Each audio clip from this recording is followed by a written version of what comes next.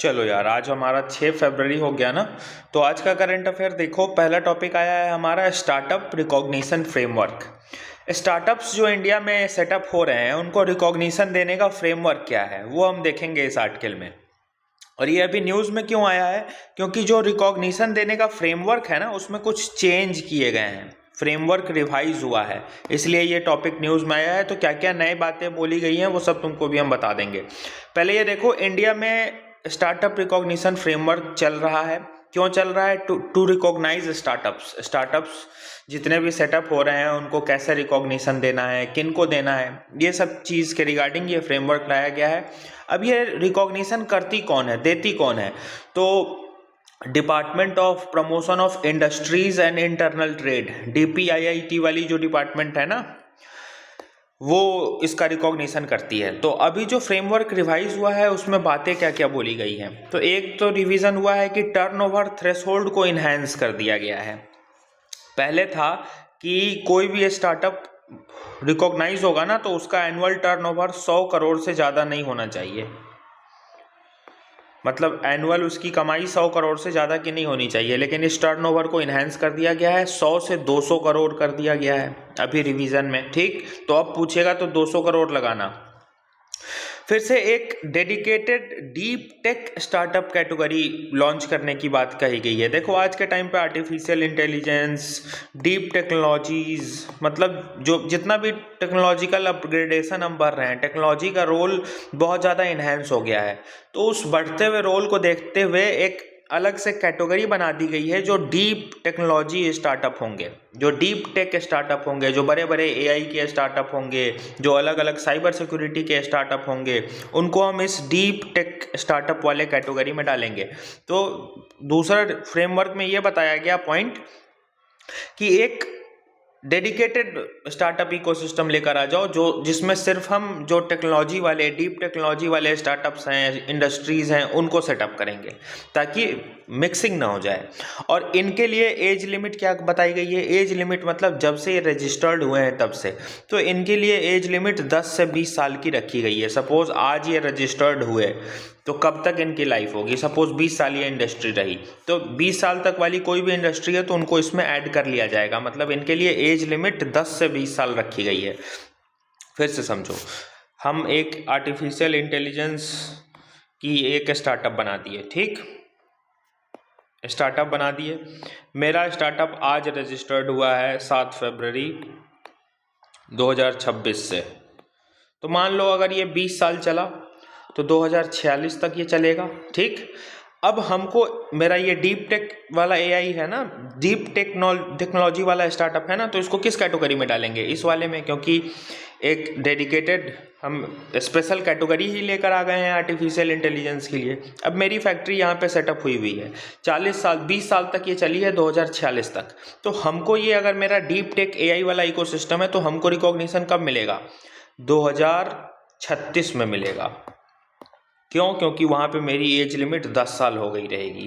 देखो ना, यहाँ से यहाँ आएंगे तो मेरी फैक्ट्री की, मेरी इस स्टार्टअप की जो एज ईयर है वो 10 साल हो गई, और अब 10 से लेकर 20 साल तक मेरा ये एज लिमिट चलेगा, 2046 तक। और इस बीच में हम रहेंगे तो हमको रिकॉग्निशन मिल जाएगा। इस वाले बीच वाले जितने भी स्टार्टअप होंगे ना डीप टेक वाले, उनको रिकॉग्निशन मिलेगा। एज लिमिट का मतलब यही होता है कि कब वो रजिस्टर्ड हुई है और अभी उसका क्या एज चल रहा है। टर्नओवर, फिर मेरे साल का कमाई अगर 300 करोड़ है डीप टेक्नोलॉजी वाले में तो हमको रिकॉग्निशन मिलेगा। याद रखना, ये नॉर्मल स्टार्टअप के लिए है 100 करोड़ 200 करोड़, और ये डीप टेक स्टार्टअप के लिए हम तुमको फ्रेमवर्क बताए हैं, तो यहाँ फंसा सकती है। डीप टेक वालों के लिए एनुअल टर्नओवर 300 करोड़ है और एज लिमिट 10 से 20 साल की है। ठीक, तीसरा देखो, तीसरा एक और पॉइंट बोला गया है कि कोऑपरेटिव सोसाइटीज़ जो होंगे उनको भी एज ए हम एलिजिबल एंटिटीज़ मानेंगे, क्योंकि कोऑपरेटिव सोसाइटीज़ भी तो अलग अलग स्टार्टअप्स चलाते रहते हैं। वर्गीज कुरीन अमूल वाला जो था वो कोऑपरेटिव सोसाइटी तो थी, तो कोऑपरेटिव सोसाइटी भी अलग अलग ये स्टार्टअप चलाती रहती है। तो कोऑपरेटिव सोसाइटीज़ भी अब एलिजिबल एंटिटीज़ होंगे कि अगर उन्होंने कोई स्टार्टअप शुरू किया है तो हम उनको भी रिकॉग्निशन देंगे, ऐसा बोला गया है।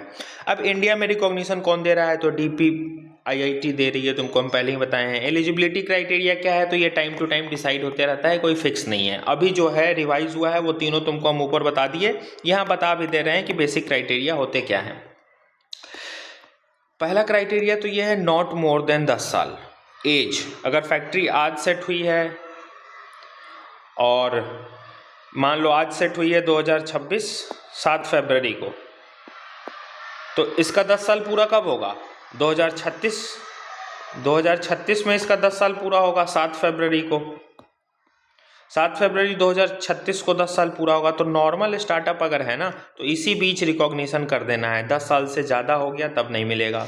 लेकिन डीप टेक्नोलॉजी वाला जो है उनके लिए 20 साल किया गया है। देखो यहाँ लिखे हैं ना, डीप टेक्नोलॉजी वालों के लिए 20 साल किया गया है। एज लिमिट को 10 से 20 कर दिया गया है। नॉर्मल वालों के लिए अभी भी 10 है। देखो यहाँ लिखे हैं ना, age limit, age not more than, तो नॉर्मल वालों के लिए 10 है और डीप टेक्नोलॉजी वालों के लिए 20 साल है। उसी तरीके से एनुअल टर्नओवर देखो 200 करोड़ से ज़्यादा का नहीं होना चाहिए नॉर्मल वालों के लिए, और डीप टेक वालों के लिए 300 करोड़। देखो 200 करोड़ यहाँ नॉर्मल वालों के लिए, 300 करोड़ किसके लिए? डीप टेक वालों के लिए। तो दो जगह हम इसलिए लिख दिए हैं कि माइंड में वो बैठ जाएगा। फिर कुछ और क्राइटेरिया है कि उनकी ओरिजिनलिटी कहाँ है, कैसे ओरिजिनेट हुआ है वो, इन सब के रिगार्डिंग, और कुछ टाइप्स वाले क्राइटेरिया हैं कि पब्लिक है कि प्राइवेट है, ऐसा करके। ठीक, मेन ये 2 था, ये 2 ध्यान रखना। ठीक, ये मल्टीपल टाइम 2 जगह हम इसलिए लिख भी दिए हैं। अब ये तो क्राइटेरिया हो गए। अब अगर हम आपको रिकॉग्निशन दे देंगे तो आपको फ़ायदे क्यों मिलेंगे, ये रिकॉग्निशन क्यों दिया जाता है? तो सपोज करो मेरा स्टार्टअप था, मुझे रिकॉग्निशन मिल गया है ना, ये DPIIT वाली डिपार्टमेंट जो है वो मुझे अगर रिकॉग्निशन दे दी है तो मुझे कुछ फ़ायदे मिलेंगे। पहला फ़ायदा क्या होगा? Not required to include cash flow statement. हमको अपना कैश फ्लो स्टेटमेंट दिखाने की ज़रूरत नहीं होगी कि कितना पैसा मेरा फ्लो कर रहा है, कहाँ कहाँ ट्रांजेक्शन हो रहा है। ये पहला फ़ायदा हुआ। दूसरा फ़ायदा क्या है? दूसरा फ़ायदा ये है 100% टैक्स एग्जम्पशन हमको मिलेगा 3 साल के मेरे प्रॉफिट पे। सपोज़ आज हम अगर रिकॉग्नाइज हो गए तो 3 साल तक मेरा जो भी प्रॉफिट होगा, 3 साल तक जो भी मेरा प्रॉफिट होगा, इस पर कोई टैक्स नहीं लगेगा, 100% टैक्स एग्जम्पशन मिलेगा। ये सब क्यों कर रही है सरकार? To promote startup ecosystem in India. अब एक फैक्ट तुम अपने इंट्रोडक्शन में बना सकते हो, over 2 lakh DPIIT recognised startups सिर्फ दिसंबर में रिकॉग्नाइज हुए हैं, और ये तुमको हम करंट अफेयर में करा चुके हैं। आंसर राइटिंग भी तुम लोग इस पे किए हो कि दिसंबर में 2 लाख स्टार्टअप्स रिकॉग्नाइज किए गए हैं। और उसका जो 50% जो उसका ओरिजिनलिटी है ना, वो टायर 2 और टायर 3 सिटीज़ से आए हैं। हम तुमको बताया ना, एक क्राइटेरिया ओरिजिनलिटी है कि कहाँ से ये लोग ओरिजिन हो रहे हैं। तो यहाँ पे 2 लाख स्टार्टअप दिसंबर 2025 में सिर्फ रजिस्टर्ड हुए हैं। इस 2 लाख में से 1 लाख, मतलब जो 50% है, वो टायर 2 टायर 3 सिटीज़ से आ रहे हैं। मतलब इंक्लूसिव ग्रोथ भी हो रहा है। सिर्फ टायर 1 वाले शहर से स्टार्टअप्स नहीं आ रहे हैं। जो थोड़ा सा under developed tyre 2 tyre 3 cities हैं, वहाँ भी डेवलपमेंट दिख रहा है, वहाँ भी ये स्टार्टअप देखने को मिल रहे हैं।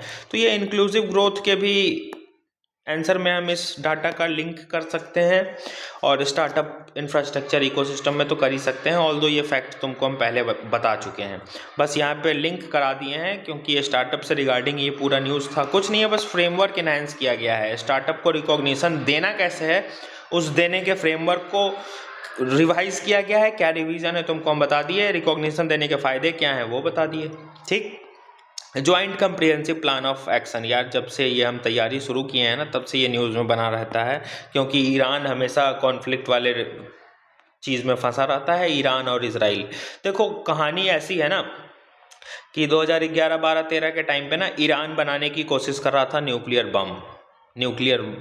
बम जिसको हम बोलते हैं ना, एटम बम, एनर्जी नहीं, न्यूक्लियर वेपन बनाने की कोशिश कर रहा था। ठीक, अब अमेरिका कहा कि तुम बना नहीं सकते हो, तुमको हम बनाने नहीं देंगे। अलग अलग ईरान पे लगा दिया सैंक्शंस। देखो ईरान क्या कर रहा था, कोशिश कर रहा था to try to build nuclear weapon. ठीक, कोशिश कर रहा था। यूएस ने लगा दिया सैंक्शन कि नहीं भाई तुमको हम नहीं बनाने देंगे। अब जैसे ही ईरान पे सैंक्शन लगा तो ईरान के बारे में तुमको हम बताए हुए हैं कि ईरान स्ट्रेट ऑफ हॉर्मुज के पास है और यहाँ से 2/3 पूरे वर्ल्ड का क्रूड ऑयल निकलता है। 66% के करीब। तो क्रूड ऑयल पूरे दुनिया के लिए बहुत इंपॉर्टेंट है, ईरान में भी क्रूड ऑयल बहुत इंपॉर्टेंट है।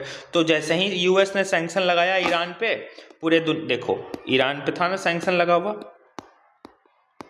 ईरान पे सैंक्शन लगा हुआ था, यूएस ने लगाया था। अब जैसे ही सैंक्शन लगाया तो ईरान तो चोक पॉइंट के पास है, स्ट्रेट ऑफ हॉर्मुज, तेल बहुत ज़्यादा निकल रहा है, ईरान के पास खुद का भी क्रूड ऑयल रिजर्व बहुत है। तो जैसे ही यूएस ने सैंक्शन लगाया पूरे दुनिया में ऑयल के प्राइस बढ़ने लगे, ऑयल प्राइस बढ़ने लगे, हाहाकार मच गया। जितने भी यूरोपियन नेशन है वो सब ठंड से पागल होने लगे कि तेल कहाँ से आएगा। देखो यूरोपियन नेशन में ना ठंड बहुत ज़्यादा पड़ती है, तो वहाँ पे हीटर चलाने के लिए उनको बिजली, ऑयल, क्रूड ऑयल की ज़रूरत बहुत पड़ती है, इसलिए वो गैसेस वगैरह बहुत इंपोर्ट करते हैं। और ईरान बहुत इंपॉर्टेंट रोल प्ले करता है ऑयल के मार्केट में, क्योंकि उसके पास खुद के भी रिजर्व्स हैं और strait of Hormuz choke point भी है ईरान के पास, जो तुमको हम पहले करा चुके हैं।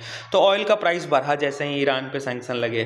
तब अमेरिका को समझाए थे ये P5 countries, P5 United nation security council वाले जो है ना, चाइना, फ्रांस, यूएस, यूके और रसिया, ये पांचों लोग बैठे थे, यूरोपियन यूनियन, ये जर्मनी, ये सब भी बैठा था कि भैया ये इसको सॉल्व कराओ, ईरान से सैंक्शन वैंक्शन हटाओ, नहीं तो ऑयल का प्राइस बढ़ता जाएगा। तो P5+1, P5 कौन? P5 तो वो जो परमानेंट 5 मेंबर्स के कंट्रीज़ हैं वो हो गए P5, और एक ईरान। तो joint comprehensive plan of action को हम ईरान न्यूक्लियर डील वाला प्लान भी कहते हैं। और इसमें निगोसिएशंस हुए थे किसके किसके बीच? P5 मेंबर, यूनाइटेड नेशन के जो P5 सिक्योरिटी काउंसिल के मेंबर हैं वीटो पावर वाले, उनके बीच और ईरान के बीच। किस बात को लेकर हुए थे? कि यूएस अपना सैंक्शन हटाएगा, ईरान न्यूक्लियर वेपन की टेस्टिंग रोकेगा। इसी बात को लेकर नेगोशिएशन हुआ था इस JCPOA में, joint comprehensive plan of action ने। तो ईरान ने क्या क्या बोला इस नेगोशिएशन में? ईरान ने बोला कि हम अपना न्यूक्लियर वेपन का कंपोनेंट्स को कट डाउन करेंगे, मतलब ख़त्म करेंगे, रिड्यूस करेंगे। साथ ही साथ ईरान ने अलाउ कर दिया इंटरनेशनल एटॉमिक एनर्जी एजेंसी जो है ना, उसके इंस्पेक्टर आकर ईरान में इंस्पेक्ट भी कर सकते हैं कि हमने सही में इसको डिस्ट्रॉय किया है कि नहीं, ख़त्म किया है कि नहीं। ईरान ये बात मान गया। क्यों माना था? ताकि यूएस उस पर से सैंक्शन हटा दे, और यूएस ने सैंक्शन हटा भी दिया। लेकिन कुछ समय बाद ईरान ने फिर ये इंस्पेक्शन में जो अलाउ किया था वो ठीक से माना नहीं ईरान ने, और साथ ही साथ न्यूक्लियर वेपन अपना सीक्रेटली डेवलप करते रहा। लेकिन इंटेल लग गई यूएस को, वापस से यूएस ने सैंक्शन लगाया। ईरान, यूएसए, इजराइल का डिस्प्यूट हम अभी तक पढ़ रहे हैं। तो ये JCPOA कुछ नहीं, एक कोशिश थी कि यूएस ने जो सैंक्शन लगाया है वो सैंक्शन हटा ले, ईरान जो न्यूक्लियर वेपन बना रहा है वो डेवलप ना करे, और जो ऑयल का प्राइस बढ़ते जा रहा है, ऑयल मार्केट वॉलेटाइल होते जा रहा है, वो ऑयल मार्केट वॉलेटाइल ना हो। तो इसलिए बस ये निगोशिएशंस करने की कोशिश की गई थी P5 मेंबर्स प्लस ईरान के बीच। ठीक, बस इतना है joint comprehensive plan of action. लेकिन इसका कोई रिजल्ट नहीं निकला। ईरान अभी तक न्यूक्लियर वेपन की टेस्टिंग कर ही रहा था। अभी वो पिछले साल 2025 में B2 बम्बर से बम गिराकर यूएस ने वो डिस्ट्रॉय किया है, और अभी भी ईरान और यूएसए के रिश्ते अच्छे हैं नहीं। बाकी ईरान का चाबहार पोर्ट, ईरान का स्ट्रेट ऑफ हॉर्मुज, ईरान का ऑयल रेलेवेंस, सारे डायमेंशन तुमको करा चुके हैं। तीसरा टॉपिक देखो, एक्सरसाइज खंजर। ये कुछ नहीं, 2 लाइन का फैक्ट ध्यान रखना। एक्सरसाइज खंजर इंडिया किर्गिस्तान के बीच होती है, बाइलैटरल मिलिट्री एक्सरसाइज है। बाइलैटरल मतलब 2 ही देश बस शामिल हैं, एक इंडिया एक किर्गिस्तान। 2 देशों के बीच हर साल हो रही है 2011 से, एनुअली हर साल हो रही है। इंडिया किर्गिस्तान के बीच मिलिट्री की एक्सरसाइज है, दोनों देश के मिलिट्री आपस में मिलते हैं, एक्सरसाइज करते हैं। खंजर 10, 11, 12, 13 लिखा है। 13 लिखा है इसलिए क्योंकि इसका 13th एडिशन चल रहा है। ठीक, इसलिए कंफ्यूज मत होना कि वो 13 क्या है। अभी तक ये 12 बार हो गया है, 13वीं बार चल रहा है। तो एक्सरसाइज खंजर ध्यान रखना है, India Kyrgyzstan. Sodium ion battery June 2025 के रिवीजन वीडियो में डला है, वीडियो डला है वो यूट्यूब पे देख लेना, ये कराए हुए हैं। न्यूज़ में तो अभी आया है, उस समय भी ये आया था न्यूज़ में। सोडियम आयन बैटरी उस टाइम पे डिस्कवरी हुई थी, कहाँ डिस्कवरी हुई थी वो भी तुमको हम बताए हुए हैं। तो डिस्कवरी हुई थी तभी हम ये पढ़े थे, अभी वापस से ये न्यूज़ में आया है, लेकिन आज छोटा सा आया है। सोडियम आयन बैटरीज होते क्या हैं? तो ये रिचार्जेबल बैटरीज होते हैं जो एनर्जी स्टोर करके रखते हैं और जब ज़रूरत होगी तो एनर्जी को रिलीज करते हैं। किस पे काम करते हैं? तो इसमें सोडियम आयन्स होता है, इसलिए तो सोडियम आयन बैटरी इनको कहा गया है। इसमें लिथियम नहीं होता है। ठीक, एक होता है लिथियम आयन बैटरी, लिथियम अलग होता है, और एक होता है सोडियम आयन बैटरीज। तो इसमें सोडियम होता है इसलिए ये सोडियम आयन बैटरी है, लिथियम नहीं होता है। ठीक, इसमें एल्यूमिनियम का यूज़ किया जाता है दोनों इलेक्ट्रोड्स पे। सोडियम आयन बैटरी का जो दोनों इलेक्ट्रोड्स होगा उस पे एल्यूमिनियम का यूज़ किया जाएगा। वहीं लिथियम आयन वाली अगर बैटरी है तो उसके दोनों इलेक्ट्रोड्स पे कॉपर का यूज़ किया जाता है, ये ध्यान रखना। अब सोडियम आयन बैटरी के फ़ायदे क्या हैं, तो ये सस्ता है, और सोडियम आयन बैटरीज हम डेवलप कर लें तो हमको जो इंपोर्ट करना पड़ रहा है लिथियम का वो नहीं करना पड़ेगा, क्योंकि सोडियम तो हमारे पास बहुत है। और हमारी मैन्युफैक्चरिंग कॉम्पैटिबिलिटी भी है कि हम इसको बना सकते हैं सोडियम आयन बैटरी को। अभी हाल में ही 2025 में डिस्कवरी हुई है कि कैसे डेवलप कर सकते हैं। तो ये इसके एडवांटेज हैं, सस्ता है, हमारे पास खुद के घर में हमको मिल जाएगा, इम्पोर्ट नहीं करना होगा सोडियम को, और हमारी मैन्युफैक्चरिंग कॉम्पैटिबिलिटी तो है ही। तो आने वाले टाइम पे जहाँ electric vehicles, cars, batteries, data centre, solar panels की बैटरीज, इन सब का बैटरीज का रोल बहुत इंपॉर्टेंट बढ़ने वाला है। तो अगर हम अपना एक अल्टरनेटिव सोडियम आयन बैटरी को रेडी रखते हैं तो हमारा जो सप्लाई चेन है और हमारी जो स्टेबिलिटी है वो ज़्यादा इन्हेंस रहेगी, क्योंकि बैटरीज आने वाले टाइम में बहुत क्रूशियल हो जाएंगे। ठीक हो ही गए हैं। आज तो मोबाइल से बैटरी हटा दो तो दुनिया रुक जाएगी, बाकी चीज़ की बैटरी के बाद तो छोड़ दो। ठीक, तो ये था आज का करंट अफेयर, छोटा छोटा न्यूज़ था। बाकी जितने न्यूज़ थे सब हम किए हुए हैं, वही मॉनेटरी पॉलिसी कमेटी, वही Chabahar port, doesn't matter. Economics में भी किए हुए हैं monetary policy committee, current affair में भी किए हुए हैं, तो बल्कि करने का मतलब नहीं है ना। अभी तो हमारा टारगेट बस ये है, करंट अफेयर करेंगे, आंसर राइटिंग करते चलेंगे, और पॉलिटी इकोनॉमिक्स जितना करा दिए हैं रिवीजन करते चलो, 3-4 दिन में ख़त्म कर देंगे उसको, फिर आगे शुरू करते हैं ज्योग्राफी। तो ये मत सोचो कि बहुत पीछे जा रहे हो, नहीं, हम लोग अचीव कर रहे हैं अपने टारगेट को। अभी फरवरी का फर्स्ट हाफ चल रहा है, 7 फरवरी है आज, 7 दिन बस बीता है, और तुम ये सोचो मेंस के लिए तुम काफ़ी हद तक कॉन्फिडेंट हो आंसर राइटिंग में। कल भी तुमको हम उड़ीसा का मेंस का पेपर दिखाए थे। GS2 GS3 तुम एक लाइन से पढ़ लो ना यार, शायद ही 2-3 ऐसा क्वेश्चन होगा जो करंट अफेयर से नहीं आया है। हम लोग जो दिसंबर और जनवरी में पढ़े हैं, 2 ही महीना यार, बाकी बात छोड़ो ना कि 6 महीना साल भर लोग कहते हैं। 1 दिसंबर से 31 जनवरी तक जो पढ़े हैं उसी से 70-80% क्वेश्चन आया हुआ है GS2 GS3 में, एक लाइन से। ये भी नहीं कि कुछ इंटरलिंक पूछा है, वो डायरेक्ट पूछा है। जो टॉपिक पढ़े, जिस पे तुम लोगों ने आंसर राइटिंग किया, वही टॉपिक पूछा है, चाहे वो विकसित भारत हो तब, चाहे वो शांति एक्ट हो तब, या फिर इन्वायरमेंट इम्पैक्ट असेसमेंट हो तब, और भी बहुत सारे क्वेश्चंस हैं। तो रूल तो वही चलना है, टॉपिक यहीं से निकलते हैं। तो तुम ये सोचो मेंस में काफ़ी हद तक तुम कॉन्फिडेंट हो, पॉलिटी इकोनॉमिक्स तुम्हारा ऑलमोस्ट 90% हो गया, बजट हो गया, इकोनॉमिक सर्वे हो गया, तो बहुत कम चीज़ें अब बची हैं। अब इसी का मल्टीपल रिवीजन और PYQ पे फोकस करते जाना। एक बात मेरा ध्यान रखना कि PYQs को इग्नोर मत करना किसी कोचिंग के टेस्ट सीरीज़ के चक्कर में पड़ के। PYQs ऐसा है ना कि उसको शरबत बनाकर पी जाना, इससे ज़्यादा हम कुछ नहीं बोलेंगे। 3-4 बार PYQ पढ़ना, मतलब तो याद हो जाए PYQ तो सबसे बेस्ट है। 3-4 बार PYQ जरूर पढ़ना। उसके बाद अगर टाइम मिले तो बेशक टेस्ट सीरीज़ लगाते रहो। बाकी टेस्ट सीरीज़ का कोई फ़ायदा होता नहीं है, मेरा एक्सपीरियंस ये कहता है। या तो जवाब आता है या जवाब नहीं आता है। ठीक से पढ़े हो, समझदारी से पढ़े हो ना, तो बिना एक भी टेस्ट सीरीज़ लगाए हुए नॉर्मल PYQs प्रैक्टिस करके तुम आराम से प्रीलिम्स क्वालिफाई कर लोगे। और आजकल तो वैसे भी UPSC अपने टसन पे ले रहा है। जो कोचिंग वाले टेस्ट सीरीज बनाते हैं उससे वो 360 डिग्री पेपर घुमा के देता है हर साल। तो UPSC भी आजकल ईगो क्लास पे खेल रहा है अब। ठीक, तो मतलब ये मेरा एक्सपीरियंस, हम जो ऑब्जर्व कर रहे हैं बस शेयर किए हैं, बाकी तुम लोग खुद समझदार हो। PYQs मत छोड़ना, बस हम ये कह रहे हैं रिवीजन कंटिन्यू करते रहो इकोनॉमिक्स पॉलिटी का। हम बार बार थोड़ी ना रिवीजन कराएंगे, एक बार करा दिए, छोटे छोटे नोट्स दे दिए, देखते चलो, या फिर ख़त्म करके डे डिसाइड करते हैं, साथ में रिवीजन करते हैं, जैसा कहो। ठीक, और फिर PYQs बनाते चलते हैं। जो PYQs में डाउट आएगा उसको डिस्कस कर लेंगे एक दिन बैठ के। PYQs लेकिन पूरे बनाना। ठीक, तो ये करंट अफेयर था, बल्कि करने का कोई मतलब है नहीं, रिपीटेड टॉपिक थे। तुम देख लेना हिंदू का पेपर खोल के, टॉपिक तो थे, और वही चाबहार पोर्ट, वही इंडिया का monetary policy committee, inflation rate, करने का कोई मतलब नहीं था, रिपीटेड टॉपिक थे। मल्टीपल टाइम हम किए हैं, ऐसा नहीं है कि 1-2 बार किए हैं, मल्टीपल टाइम किए हैं। इनफैक्ट जो न्यूज़ लिखे हैं वो भी बहुत रिपीटेड है। Joint comprehensive plan of action, ये जब हम तैयारी शुरू किए थे 2019, 20, 21, तब से ये न्यूज़ में रहता है। एक्सरसाइज खंजर न जाने कितनी एग्जाम में आ चुका है, रिपीटेड ये टॉपिक है। इंडिया किर्गिस्तान के बीच जो एक्सरसाइज होती है। सोडियम आयन बैटरी जून 2025 का PDF देखो, कराए हुए हैं, जब डिस्कवरी इसकी हुई थी तो। ठीक, तो मोटा मोटी एक ही नए टॉपिक आए हैं जो स्टार्टअप रिकॉग्निशन फ्रेमवर्क था, जो तुमको थोड़ा सा हम बता दिए। चलो, टेक केयर।